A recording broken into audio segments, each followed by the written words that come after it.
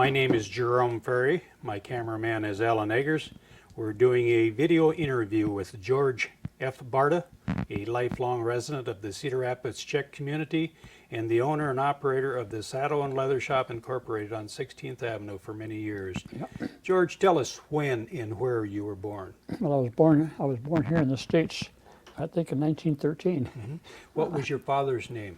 Joseph F. Mm-hmm. And your mother? Mother's Emma What was her maiden name? Helena. Did you have any brothers and sisters? Yes, I had 9 brothers and sisters. And where did you rank among them? I was third. You was the third? Yep. There were 2. I had a brother and sister older than I. Were the brothers and sisters all born at home or in the hospital? We're all born at home, all 10 of us. Did Nobody went to the hospital nowadays. Did your mother have a midwife? No. I had an aunt that used to come over and take care of her. What was her name? Aunt Katie Eliash. And what did your dad do in the old country? I really can't tell you an answer to that, but he was a carpenter as far as I know. Okay. And what part of the Europe did he immigrate from? He came from a town called Belchice. And I don't know where that is. I have no idea where it's located in that country. Did he ever tell you any of his memories coming across on the boat? Not too many, but my mother told me quite a few. And your mother come from would it have been Bohemia or Czechoslovakia? Czechoslovakia, yeah. Czechoslovakia. Did your mother have any memories of her boat She trip? sure did. It had 3 chimneys on it when we asked her how big it was. three chimneys. Yeah, that was her best description. It was a big boat, of course, full of passengers. Did she say if she come into Ellis Island? She came to Ellis Island, you bet, and I've got her Ellis Island papers hanging on the wall up in the other room. Mm-hmm. And did you? I don't imagine either one of them could speak English when they immigrated here. No, they learned English language here. Yeah. Did your dad have any family here in Cedar Rapids when he come over? Yeah, he had a couple aunts that lived here, a couple sisters that lived here. Yeah. Why did he come over? For economic reasons, or is relatives talking? I can't answer that, but my mother came because she had an older brother here, and he kept writing to her to tell her that she had to come. That the economy over here is terrific. That she could get a lot of jobs, could make quite a bit of money as a housekeeper. How about your grandparents? Did they stay in the old country, or did any of them come over here? They remained in the old country. So you never really knew your grandparents? No. You never had the opportunity to go back? I just never chose to go back, you're right. I have a nice photograph up there on the board of your folks early on. I don't know if you recall this photograph, but it looks like they're standing out in their backyard. That'd be where it was. So when your dad come to Cedar Rapids, what did he do, or what did he plan on doing or working when he come here? Well, he met Mother here, and eventually they traveled down to Missouri, and probably principally to get married. And they got married down in St. Joe. And did he have what kind of a job did he do here, or what occupation did he have? He worked as a carpenter here. He worked for various contractors around Cedar Rapids. And did your mother, should she have employment when she come over here? No, she stayed home as a housewife. Did she have any relatives over here, your mother? She had a brother here. Where is the first home you remember living at? 217 19th Avenue Southwest. And let's talk about growing up. Where did you go to grade school? St. Ludmilla's Catholic School up on the hill. Could you speak English when you went to St. Ludmilla's? Pretty good, yeah, pretty good. How about your folks? Did they pick up the English language when? They went to night school to study the English language, so they spoke English pretty well. Did you have nuns for teachers? Yes, we did, all the way through grade school. Were they strict, George? Yes, they were very strict. Did they? They had a little cue that taught you to mind. Did they have use a pointer or a ruler on you once in a while? Once in a while, they used a pointer or a ruler. Yes, they did. Or switches a willow switch, and Yeah. that would spare the rod and spoil the Yeah, child or yeah. something. Did you ever get in trouble? Get in trouble? Oh, Get in sure. trouble. What's the trouble? What kid don't? You remember any of those instances? I guess not really. It's too faint in my memory anymore. Did you wear uniforms to St. Ludmilla's when No, you was no, little? we just wear Okay. regular wash clothes, clothes that mother could wash. Did you like school? I guess I did. I made it in 7 years or 8 grades. Did you back then? It was a ritual where you went to mass every day. Every day. Yeah. Was you ever serve as an altar boy? Well, I came very close, but I got demoted because I'd done something that the priest didn't approve of, and so he told me I couldn't serve anymore. So he didn't complete the instruction of serving as altar boy. Do you remember? I was groomed for it. Go ahead. Do you remember having a hard time learning the Latin phrases? And Not so much. Not too bad. No. when you're in grade school like that, would you have taken your lunch to school? Your mother fixed your lunch, or? Well, she didn't fix any lunch for us because we lived pretty close to school. We could run home. A couple of blocks from school, we could just run home, get some lunch, and run back to school in about a half hour's time. You remember any of your teachers? Yeah. Any of their names? Sister Christine, Sister Augustine, and Sister Agnes. We had several other nuns, but whose names I forget today. You got a pretty good memory. Thank you. When the kids would get in trouble, would the nuns send them to see the priest? Yeah, they'd send to see I'll tell Father. Yeah, that was a common phrase around school for us boys. How about in the wintertime, George? What did young kids do back in your era? Did you have a favorite sledding hill? Then we had a favorite sledding hill up on K Street, not too far from our house. And we always managed to find some embankment somewhere we could slide down if you had a sledder or a couple of staves off of a barrel, anything that had a slope to it, slide to it, that you could slide down. Did you ever use a scoop show to Not too much. slide down the hill? Not too much. But we went over on K Street, and that was a tremendous slide. It was a real long street, about 2 blocks from home, and we had a lot of opportunity there to slide a long way, about 3 blocks. There was probably still horse and buggies back when you were a young boy? Yes, they did. Yes, they did. We used to have a man used to come around every once in a while and was used to call out Hudley, rags, and yell as an iron. He used to call that iron. He wasn't Czech, but he learned the Czech language to that extent anyway. Hudley, rags, and yell as an iron. Mm-hmm. And so we used to pester him quite a bit. Did you ever find yourself, you and the neighborhood kids, grabbing onto a horse and sleigh, going down the street and them pull you on the sled? Yes, we did. We went to St. Ludmilla's. The farmers used to come to town, and they'd haul a load of either pigs or sheep or whatever in a wagon and deliver it to the packet house. And so we used to ride down the hill. We used to ride back up the hill when the farmer went back up the hill with his team going back home. And he used to turn around and shag us off the back of the wagon because he knew that the team were pulling harder, and he could tell by the exertion they were having to get off the wagon.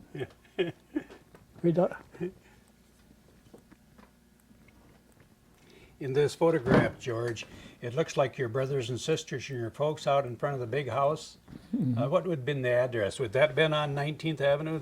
Yeah, be 218 or 217 19th Avenue, yeah. And you probably can't see it by here, but I think you were the second boy on the left. It looks like you're about 8 or 10 years old. I could have been, yeah. Must have been back in the early 20s. Yeah, it could have been, you're right. In the wintertime, did you have heat upstairs? Very little, very little.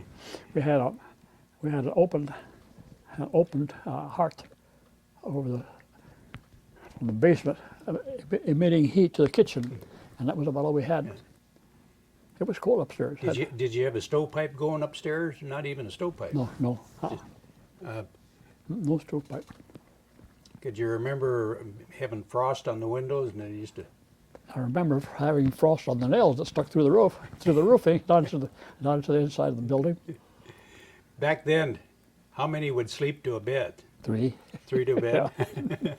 I had 2 brothers. I had 2 other brothers. We all 3 slept in one bed.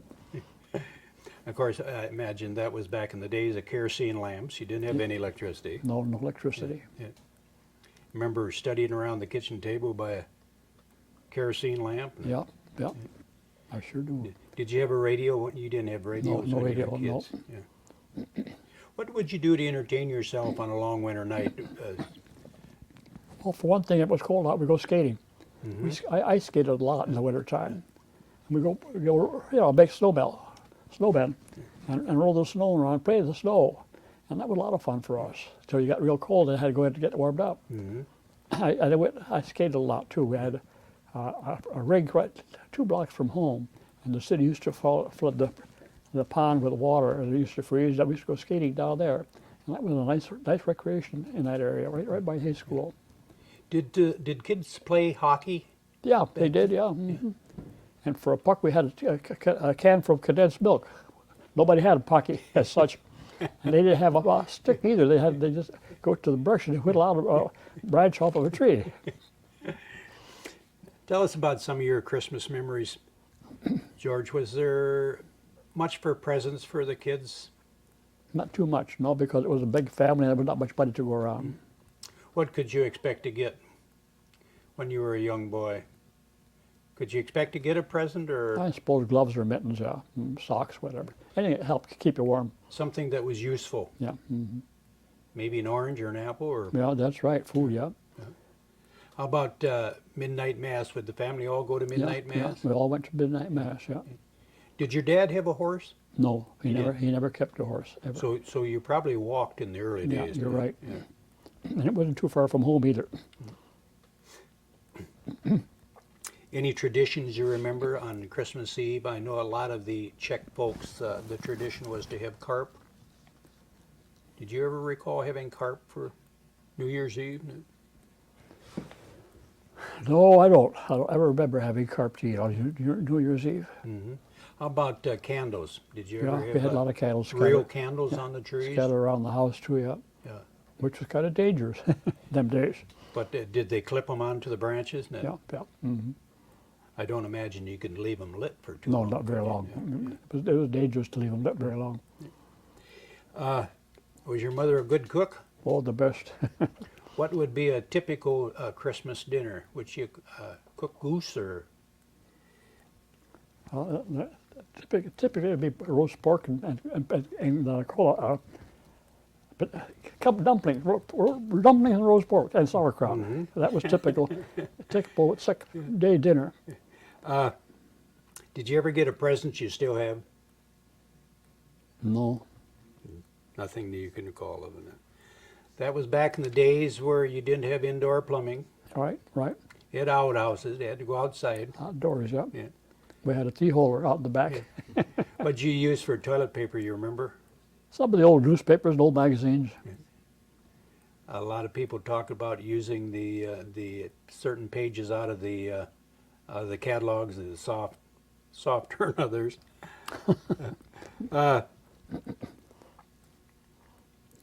Baths on Saturday night in the wintertime. How'd you take a bath? Or how often did you take a bath? One at a time every Saturday night. We all took turns taking a bath in the same tub. The water got pretty milky by the time we got through it, the whole family. Was that a Saturday night? That was a ritual every That Saturday was a night. ritual, yeah. Tub by the cook stove. And Yeah. Who got to take the bath first, the youngest or the oldest? Whoever could put up the loudest gripe. I suppose the oldest ones were first, though.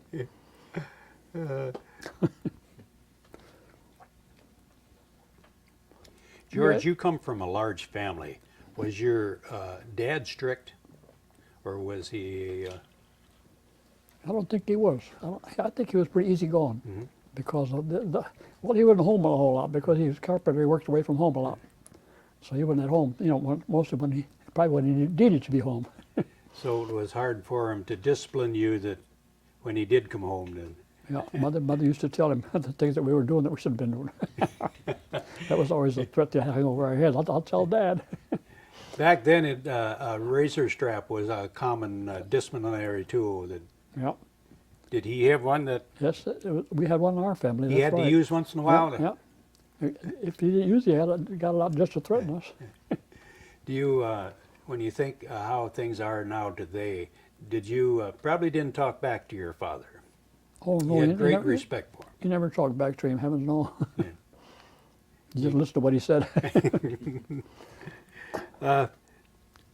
Were your folks, would you say, kind of a poor, or did they?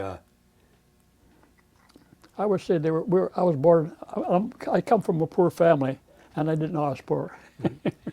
You had mentioned too in the pre-interview that you had mentioned, yes, they were kind of poor, but they were very rich in family.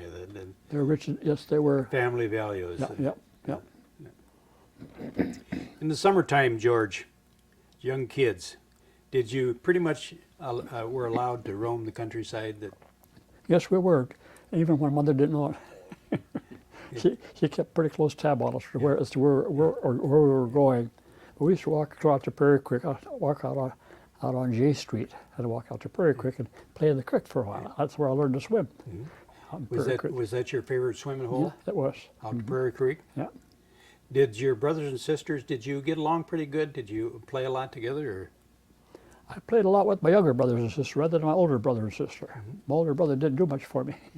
Well, he wasn't home a while. He enlisted in the Navy when he was 14 or 16, and so I kind of lost track of him in early years. This swimming hole out in Prairie Creek, what did you call it?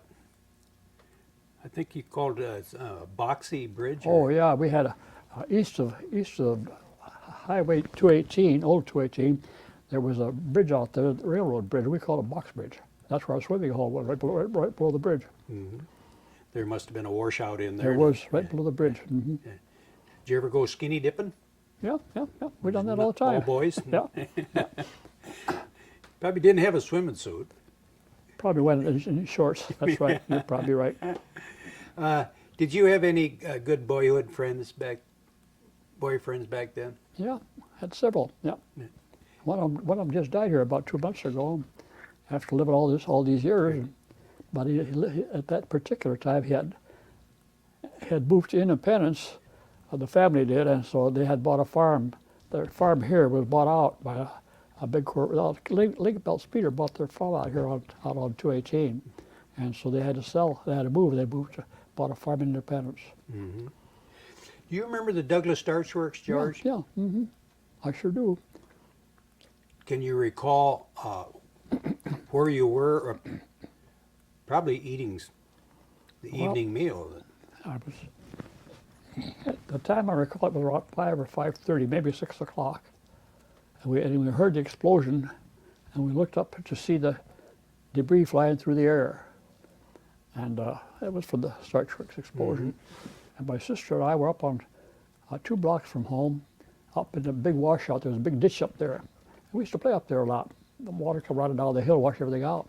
So there was always a big ditch up there, and we saw the big ditch, and the sand started falling in on us, and we just ran for home because we were scared of all the noise. Did your parents ever mention if they lost any friends in the explosion? Yeah, they used to talk about it quite a bit, yeah. I had a next door neighbor that lost two in the family in the explosion, 2 Cosina boys. Pardon me. Did your dad make wine and beer? Yeah. He made both. Mm-hmm. What did he make the wine out of? Well, he made the wine out of as few choke cherries and stuff as he could get us to pull off the trees. That was kind of a bad job. So the kids got involved in making the wine too? That was a bad job, yeah. He'd send you up the tree to get the choke cherries. Yeah, we used to shake the tree to get the berries out to the ground, and then we had to pick them up. and no stems. Did he ever make dandelion wine? Yeah.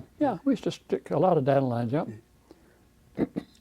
And the kids probably got the job of gathering up the dandelions. That's the stems, the heads. That's right. No stems again. Yeah. Would your dad? Would he allow you to have a drink of beer or drink of wine? As far as I know, he never did. we never asked for it. But I don't ever remember asking for it either, being permitted to do that. Never asked for it. How about did boys smoke back then? Yeah, whenever they could get away with it. Yeah. What would you smoke? Whatever you could pick up in the street. Did you pick up cigarette butts? Yeah. Cigar butts? Yeah, yeah.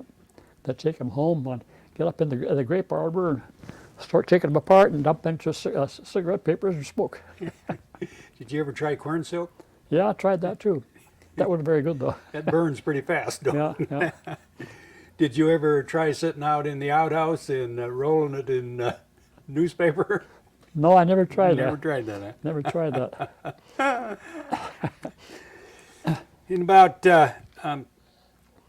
in 1919, I think, George, you said around in there someplace that you you took your first job, or you had a job with St. Ludmilla's. Yeah.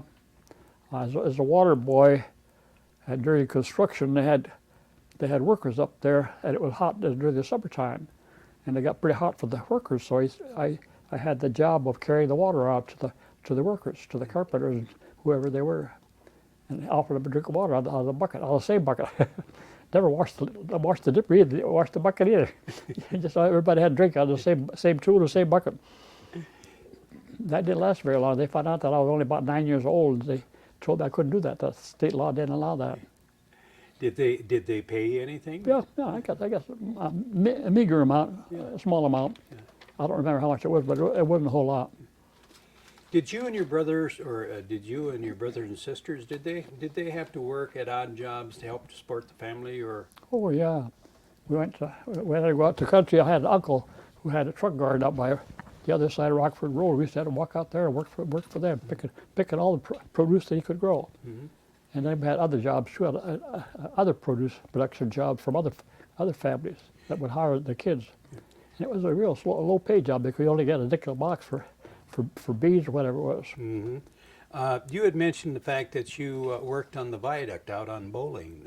I did. I drove a team that hauled all the dirt, not all the dirt, but most of the dirt from the top of Bowling Street down to fill up that low place where they could build the overpass to fill up the hole. Mm-hmm. You mentioned you used horses. Yeah. Did they pull some type of What we call a slip, yeah, or scraper, yeah. a scraper? Yeah. Mm-hmm.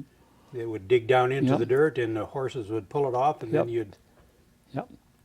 have to dump it. Yeah. Yeah. How about back in those days? Their snow removal equipment wasn't probably too good. Did you find yourself hiring out to shovel snow a lot? We sure did. We'd put our shovels on our shoulder and go walking up and down the neighborhood, knock on each door, you want your sidewalk shoveled. Sometimes they told you, "Don't get out of here."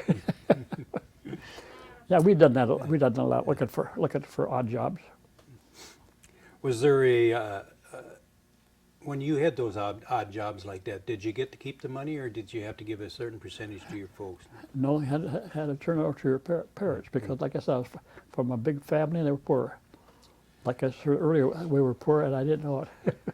Would they ever give you any money to spend, like go to a movie on Saturday, or did you find yourself getting to go to movies very often? No, we didn't get to take in many movies, but every once in a while we'd get enough money to go to the Western movie uptown. Like what theater uptown? Oh, the Rialto. Rialto? Mm-hmm. Was that probably the cheapest theater? I think so. I think they get in for a dime. Mm-hmm. Was there a lot of truck farms in your neighborhood? There were them days. Yeah. There aren't now. And there aren't hardly any truck farms. Truck gardens around in our neighborhood all nowadays. And them days along Wilson Avenue, everything in the truck gardens, especially on the south side of Wilson Avenue, that was just full of truck gardens. Truck farmers. That's what they done. That was their living. What was the biggest day on 16th Avenue? Would it have been Saturday? When all the farmers would come to town?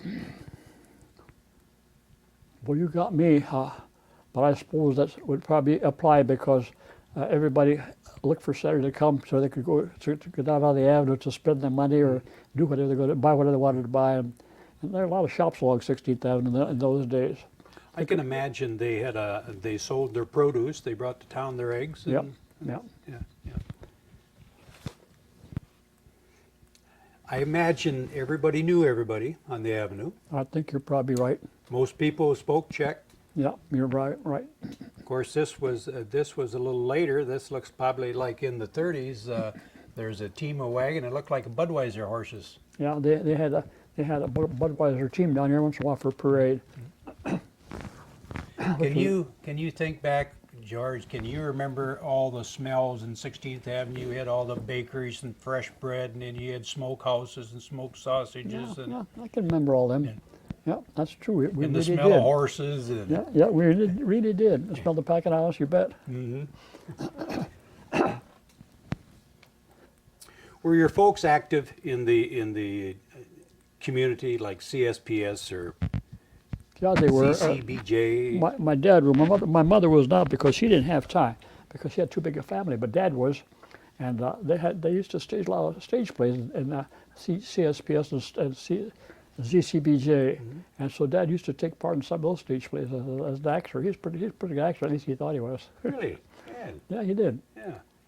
Did you ever follow in his footsteps? No, Do a little acting? No, I never got involved. Yeah. I went to work when I was 13, and I didn't really have that much time. You never had that much spare time or No, free time. that's right. That photo we just looked at, we mentioned it was probably in the early 30s. This would have been during Prohibition. Yeah. How did Prohibition affect 16th Avenue? Or did it? Well, it had quite a bearing on it. There's a lot of bootleggers started up and down the avenue. Well, I can remember one time walking down the 16th Avenue with my dad, and he took me with me, by the hand, and we walked down to 16th Avenue, and we got to there used to be Barbara Brothers grocery store over there. It's not that anymore. But anyhow, Dad made me wait outside while he walked inside. So I was peeking underneath the swing door to see where he went, what he was doing in there. And I could see the guys lined at the bar. They're getting a drink. And there was sold whiskey and booze at the saloon. And Dad come to the door and got me out of it. He said, you can't come in here. He said, you just got to get away from here. So I want you to see this. So he got me away from there. That's the only time I ever saw anybody bootlegging. Could you, if somebody wanted a bottle, could they easily find it from a bootlegger on the street that would sell them a bottle? I think it was really easy to find, yeah. Would they have been looked down on, or was this an accepted profession? I mean, a way to make some money of it? Well, I don't think they were especially despised. I think that It was a necessity. it was a necessity. They took the shortcut to get a few dollars to spend, yeah. Do you ever remember any raids where they would have been raided by the police department or the sheriff's department? Not too many. I remember one or two, but that's about all. Yeah. One was way out to Club Cedrell, where the sheriff raided the premises out there, and I happened to be help my friend who was running the operator of the bar was Stretch Cedrell, and he needed some help. So he got my wife and I to come out and help him. She waited on tables, and I waited on the bar. And then the sheriff raided the joint that night, and I got a ride to the sheriff's office. But they turned me loose just a couple hours later. They figured out that I was not any big harm to the people around there. Did they have slot machines on the avenue? Yeah. Mm-hmm. Quite a few people had slot machines on the avenue, yeah. But, did you ever notice people coming from the east side over to Czech Village to find something to drink and play the slot machines? Pardon me. You're asking me the question I can't answer. I don't know. I remember seeing that, but it's very plausible that they did. Mm-hmm. Did you ever? You mentioned the fact that you did not go to high school. No. So where did you work? Did you ever work at Wilson's? I went to work quick as I was old enough, yeah. Mm-hmm. I worked at the packing house for a long time. What department did you work in? The lasting flavor. Lasting flavor. Yeah. Mm-hmm. And did you like it? Did no, you like the job at No, Wilson's? I hated it down there. What was your starting wage when you first went down there? Probably about 30 cents an hour. What didn't you like about it?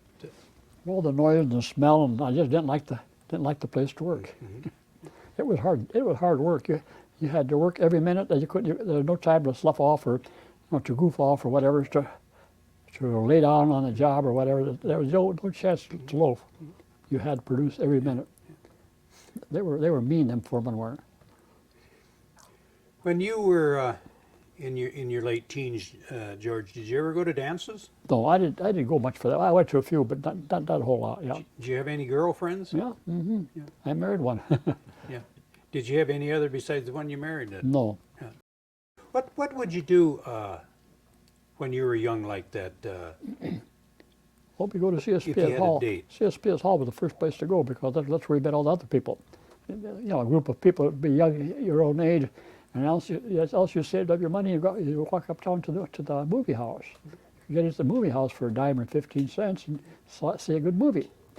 And so that's what things that we done like that we done. And then also went ice skating at the Prairie Creek in the winter time when the weather was cold there, and we skated around the ice pond here in town. If the city flooded a lot for the residents in the area, and so we had a lot of entertaining, and we formed a lot of our own entertainment. Mm-hmm. This is a nice picture of you and Mary when you were friends, evidently, before you were married. I suppose, yeah. Recording, I suppose, yeah. Mm-hmm. Did people ever go ice skating above the dam? Yeah. Mm-hmm. There were more skated below the dam because more dangerous. Yeah. But yeah, they skated up above the dam, but mostly I think below the dam. There was more apt to be ice down below than it was above the dam. Did you ever? Did they have any lights at night? Do you remember? No lights at all. Yeah. You skated on your own. I imagine if it was moonlight night, it'd be kind of pretty. Yeah, that was kind of fun. Mm-hmm. Do you remember Stumptown? Yeah. Any memories of Stumptown? Yeah. A little settlement just down the river from here. Mm-hmm. Did they have a dance hall down there? Yeah, there was. You don't recall the name of it, do you?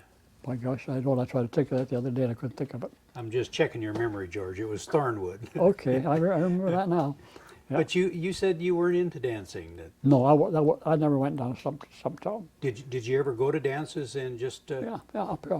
hang out? CSPS Hall was ECBJ Hall, yeah. Mm-hmm.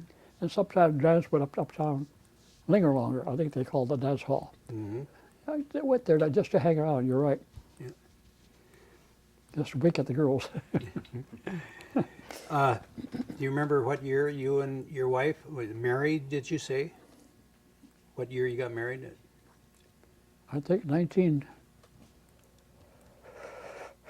You had told me 1939. 39, I think. 39, I think is the right date. How old were you when you got married, George? I was 26 Where'd you meet your wife? at the Packet House. And did she work down there for Yeah, quite a few years? She did. Mm-hmm. And then where did you make your first home? Do what? Make your first home, you and your wife? Up here where I live now.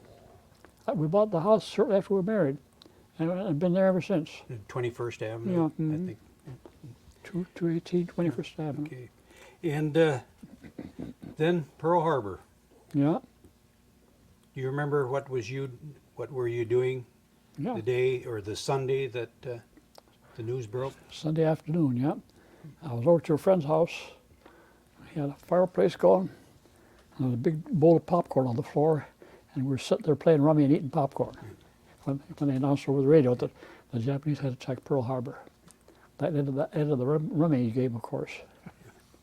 And I imagine all the boys knew that possibly they were going to be involved Oh sooner or yeah, later. yeah. We knew it instantly. So did you end up getting caught up in the draft? Or I did. I wound up, and I was a draftee. how old were you?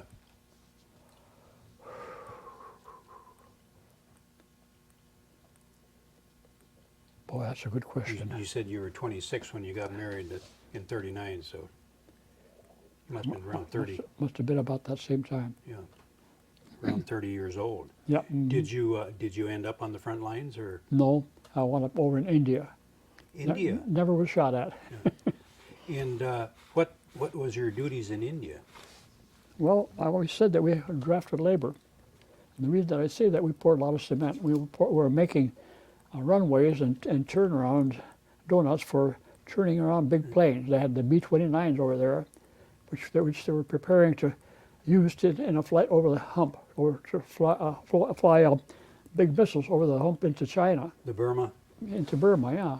And that was my main job with pouring cement, driving trucks and scooping sand and whatever. Do you remember what group you were with? Was it an engineering group or? Yeah, engineering group. What was it? Do you recall? Yeah, that was what they call aviation engineers. And my company commander was Rodney Berger from Cedar Rapids here.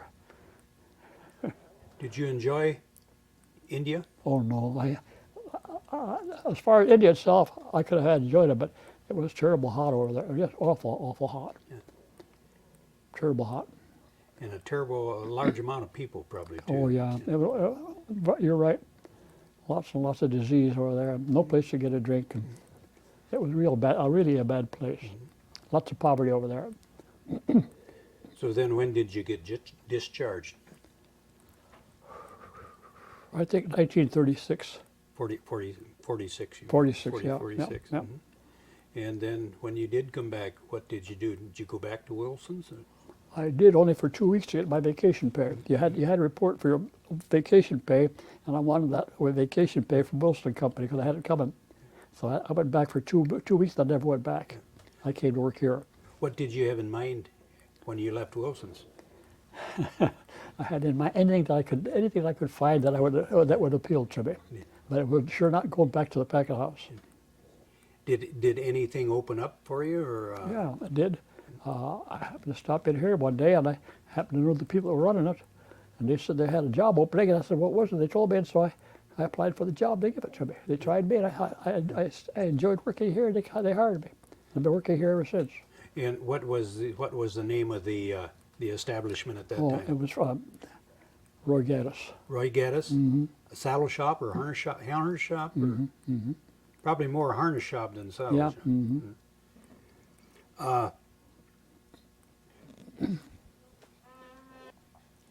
George, this Gaddis harness shop, prior to that, it was, we're looking at a photograph here of Frank Johns. Yeah, he was the original little store here. He opened a harness shop here in 1908. 1908. Mm-hmm.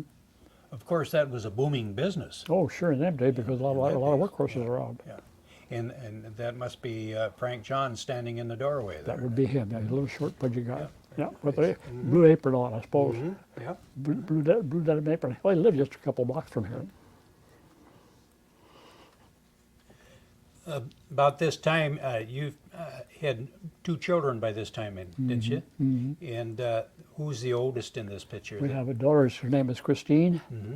and her sister is named Nancy. Mm-hmm. They're about 2 or 2.5 years apart. Mm-hmm.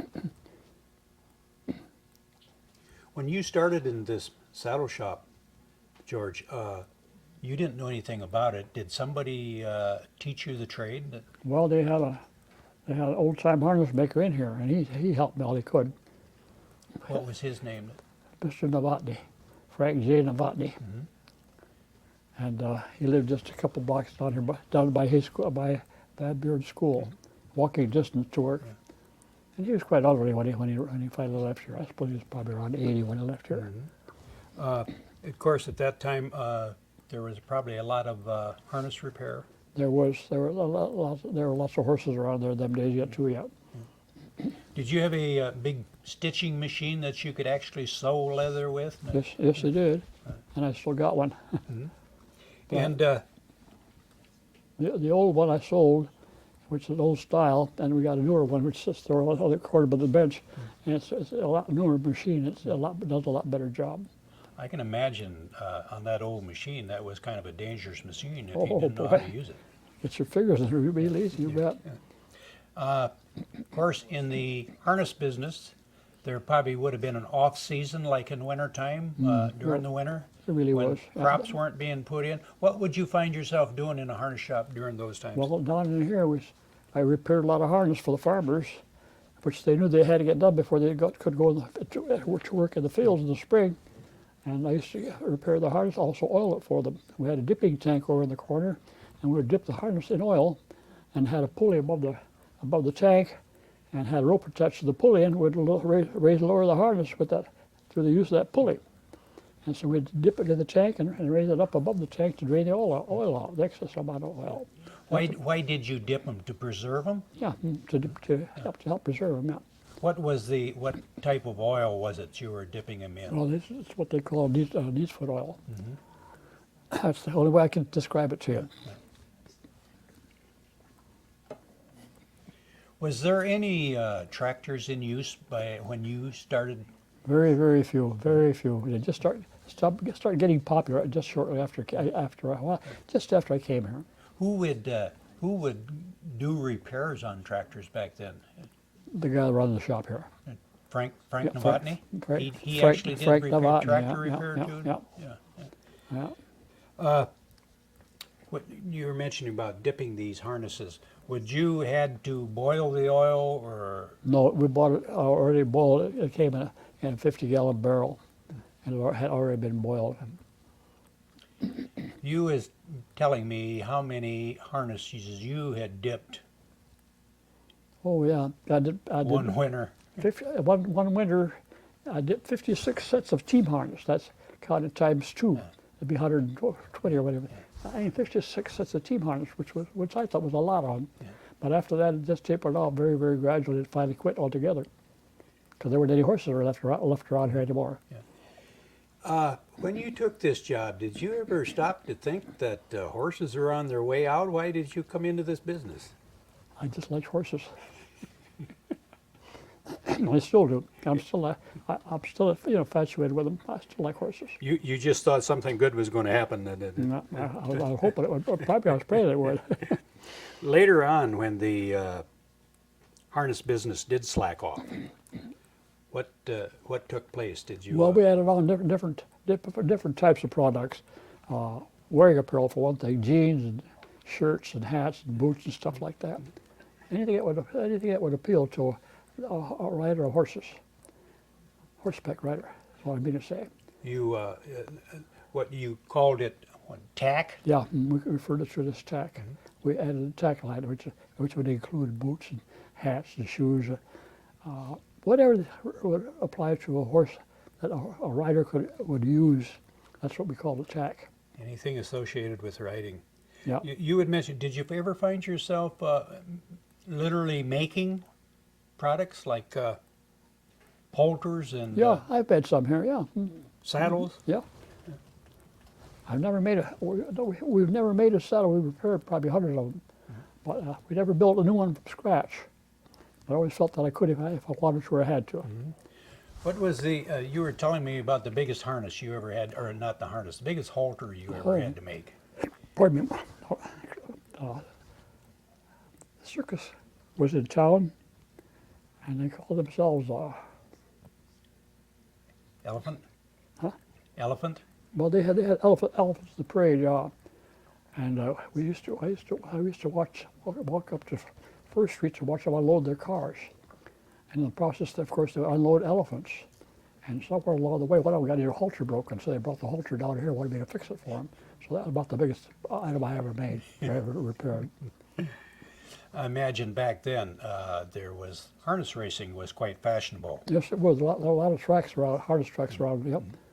Cedar Rapids had one, Central City had one, and one out here by Marion, by the ballpark, the skating rink. They had one there. They were scattered all over here.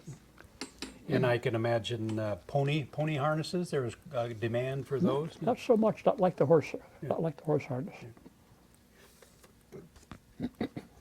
You're talking about selling tack and different products associated. Was there any recreational owners, horse owners at that time? Oh yeah, there still are. Yeah, there still are. Like who would have been some of the? Well, Roy Geddes for one thing. He's the one I bought the shop from. But there were quite a few individuals around that I could name. That's what I meant. Can you remember any of them?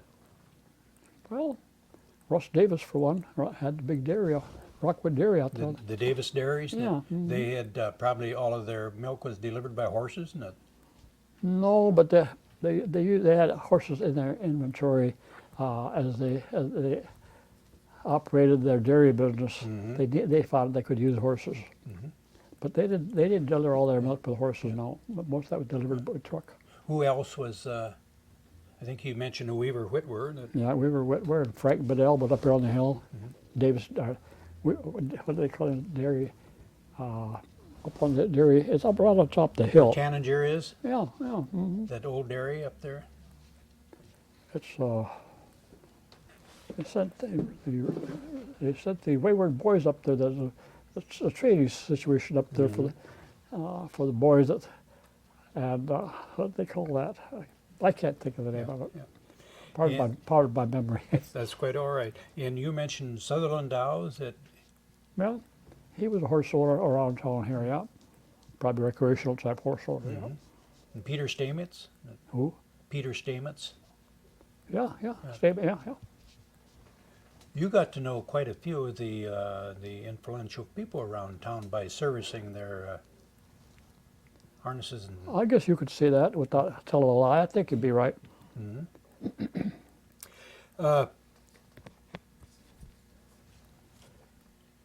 I imagine a good part of your business was repairing saddles for these people that. Well, right today, it's a big part of our business. We repair a lot of saddles because there are lots and lots of saddles around this area. There are a lot of horses in this area. I noticed you're using a thread. What type of thread would you use? Well, mostly the thread that we use is linen thread. It's wax thread. It's linen. And we wax it and roll it in a roll, depending upon what item you have to sew. You can make it stouter or leave it a little, not quite as strong as it would be if you didn't change around. And I got some here on the spool, and we'd wax them together, and then you rub a wax on to hold the twist in it. They twist up into a three-stand cord. That's what I would call it. Is this something you would literally have to weave? Yeah, had to wax it, had to roll it on your leg to get the twist in it, and rub the wax into it, and then you had to rub the wax on it, the beeswax, to help it keep the twist in it, and so from then on you were on your own. Yeah. And then you also got into doing fancy leather work, didn't you? Yeah, we done some. Yeah. I wasn't real big in it, but I done some. Would this leather work that's on this saddle right here, is that something you would do? Carve that design into that? Or? Years ago we did, yes. Did you? Yeah, we don't do that anymore today, but we did years ago, yes. And I think you told me that you taught school how to do this. Well, we had leather classes Taught here. classes, Yeah, huh? we had leather carving classes here in the store, yeah. And that went on for a long time, for quite a few years. How many, I think you told me 15 years you taught, It could have, yeah. taught leather class. This would be very time consuming, wouldn't it? Oh, it really was. A lot of hours go into it. It really was. Yeah. Did you have any particular one that you always praised or thought it was your best work, or Probably this one. that one there? Yeah, because Well, I made it we had it made for Nancy, my daughter Nancy. a good thing we It's should. hers, yeah.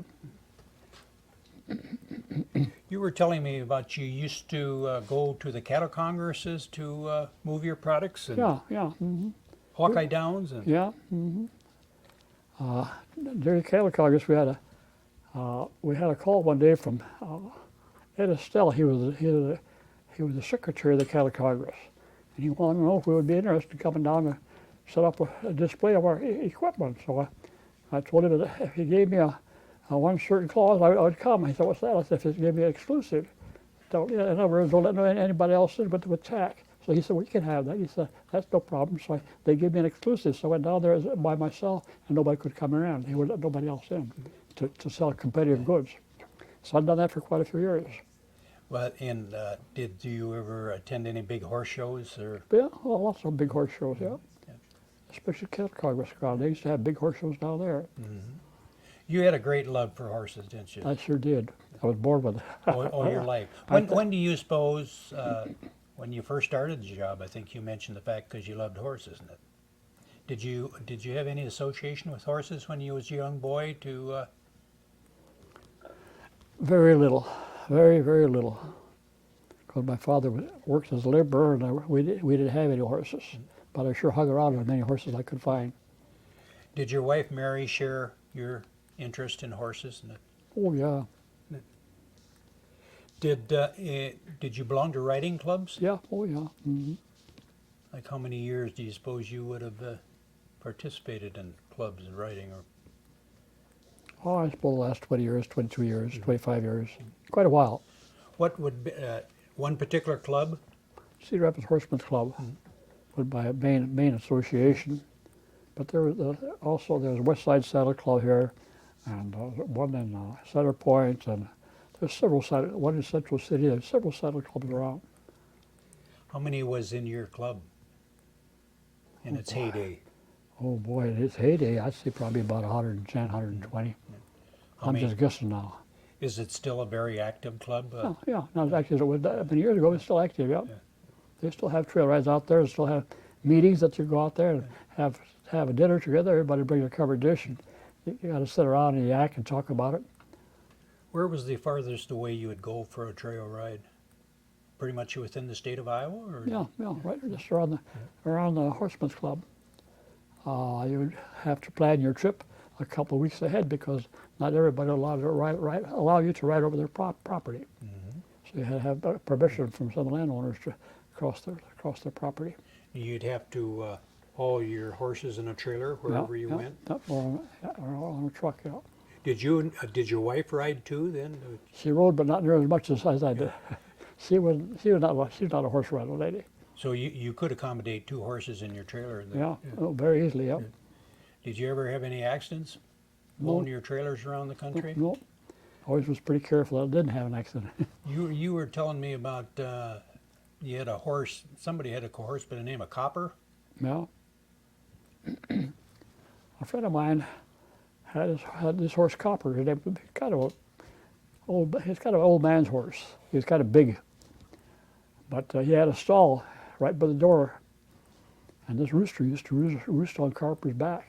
In the wintertime, the rooster he'd herd the hens up into the hay mound, and he'd come back and get up on Copper's let Copper's hump for the rest of the night, because Copper's rump was warm, and I was always tickled by that. The horse's name was Copper, so he kept that old rooster warm for the whole night time. That was kind of a cute little thing. You were telling me about a trailer coming loose from Yeah, a vehicle with yeah, copper in it. yeah.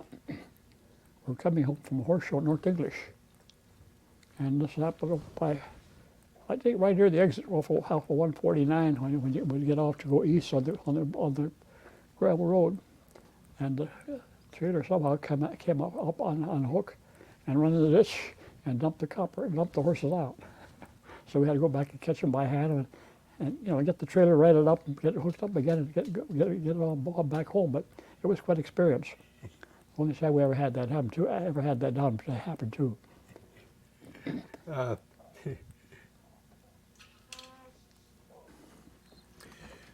The Upmeyer Stables, that was a large horse boarding farm for years. Did you ever know the Upmeyers? Yeah, real well. Yeah, about as well as I know anybody else around here. How long do you suppose he had been in business, the Upmeyer Stables? I would say 75 years, but I might be wrong on that. It could be a little less than that. How many horses would you own at any one time? I've never had over about 4, and a lot of times less than that. Did Chris and Nancy ride with you? Yes, they when did. They got older. Yeah, they still do. Yeah. Yeah. And your wife, so there'd be 4 of you sometime, Yeah, possibly. once in a while. Mom never rode very much. She was not a real avid horseback rider. But she didn't mind you being gone. And, No, never objected at all. Not a word about that. She still don't. So evidently you passed this love of horses on to your 2 daughters. Apparently, because they still ride horseback a lot. You had a nickname, Pony Boy. Yeah. How did you acquire that? Oh, well, that was kind of a Bert Upmeyer one time. made a brag that the first one of you guys that has a baby, so I'm going to give him a pony. So there was a girl, a woman in the outfit, her name was Fran, she's dead now. So she started calling me Pony Boy. Because she was hinting that I would try to earn that pony by getting my wife pregnant. So for her, a lot of fun, but that's the way it actually happened. In all of the horses, how many horses do you suppose you owned in your lifetime? Well, not a whole lot, probably about 10 or 12. What was your favorite? I suppose peanut butter. Peanut butter? And why was Peanut Butter your favorite horse? Well, she just she had some years on her, and she would do anything that I asked her to do. Anything that I pointed at her, steer her at, she'd do it. She never refused to go where I wanted her to go. Like some would do that. Some other horses would do that, pretty regularly, but she never did. She'd just go do whatever I wanted her to do. How old of a horse? Oh, she was about 20 when I gave her away. I gave her away 21? to my niece, yeah. At what age could a horse still be functional for horse riding? Oh, clear up to 30. Really? Yeah, depends on what kind of care they've had. Did you ever see the movie Horse Whisperer? Yeah, I've seen movies of movie horses, yeah. There was such people that could communicate with horses? Yeah, yeah.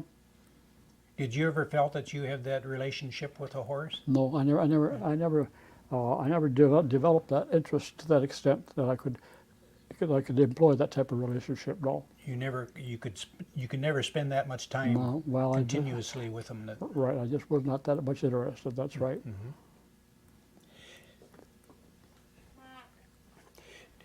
Movie stars. Did you have any movie stars pass through here that would have been associated with riding that needed? Well, the only one that I can think of would be Roy Rogers, and he came through here quite often. Because of his trips to the West Coast from here and to the East Coast from here, from the West Coast, he acquainted an acquaintance with Roy Rogers, with Roy Gaddis. And so he used to stop in Gaddis and rent his facilities for his boarding his horses for overnight stays sometimes. Sometimes they'd be 2 or 3 days in one spell. Did Gaddis have a boarding stable here? And Not really, only for pleasure. They kept horses just for their own fun. where would he have been operating out of?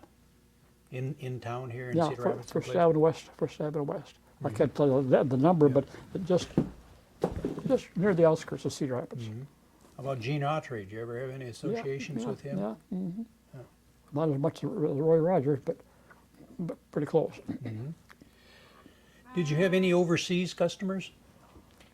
Yeah, once in a while. I had a guy from Japan about a year ago. He bought a lot of stuff off of us, and he was a nice guy from Japan, even though he was our enemy during the war. Can you pronounce his name?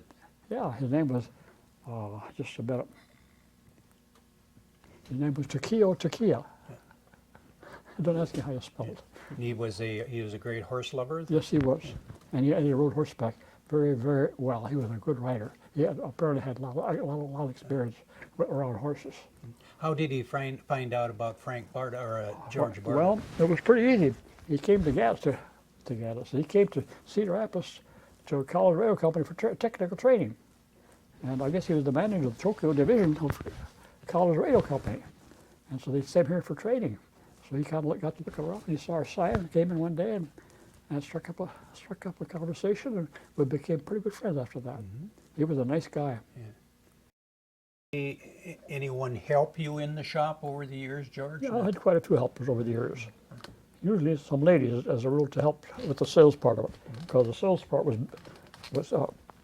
more of a demand type of facility than repair was. So, but for repair, we also had part-time work. I have a man to help me today that has been helping me for a little over 40 years, maybe more like 50 years. What's his name? His name is Don Miller. He's from Cedar Rapids here, and he's been retired now for about 7 or 8 years. Not his choice. His company let a bunch of their workers go, and he was one of the small bunch. Did you teach him the trade? Well, I helped him all I could, yeah. Did your daughters, did you ever try to teach them, or weren't they were more into sales than they were into repair? Well, I'd say that they're more into sales than I repair, mostly. And Nancy knows probably a little more about repair than her older sister, but not very much. Just a little bit more. But neither one of them do a whole lot of repair, because what they don't have, because they got work to do out in front. Is there still a great demand for tack repair? Oh, sure. Probably more so than there was when you started. I think you're probably right. There's more saddle horses around now than there ever been.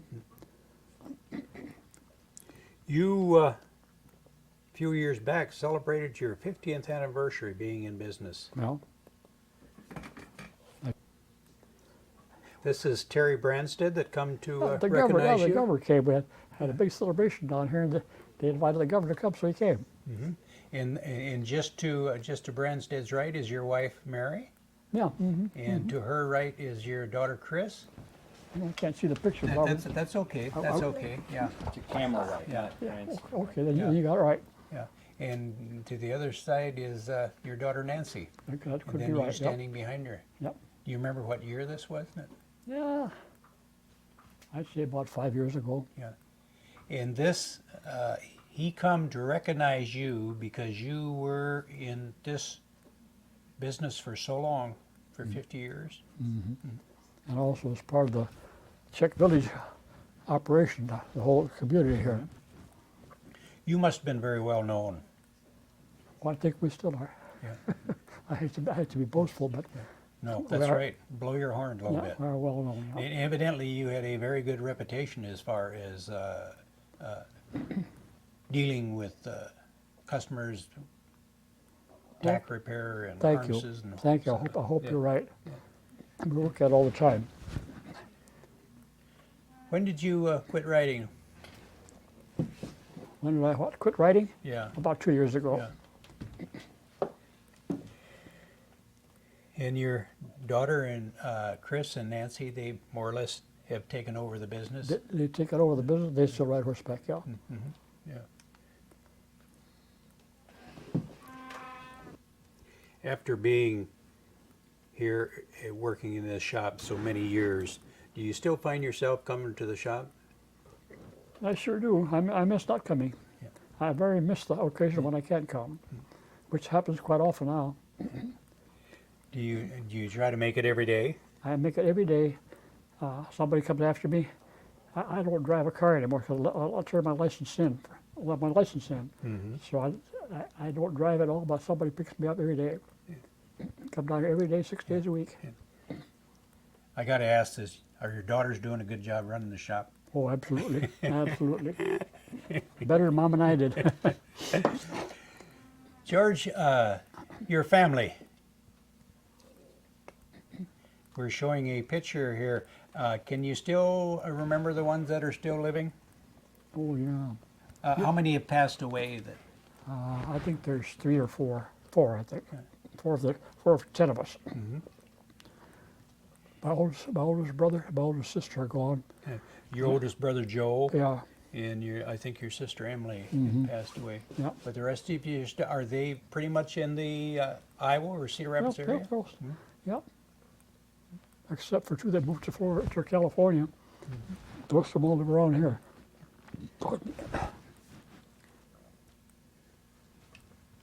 George, unless you have any more memories to share with us, the Cedar Rapids History Center, the Linn County Historical Society, I'd like to thank you very much for sharing your memories with us. Well, I as a person of the story, what the story's about, I thank you, gentlemen, for spending the afternoon to listen to the story from me. It was fun talking about it. Thank you very much. Thank you Thank both. you.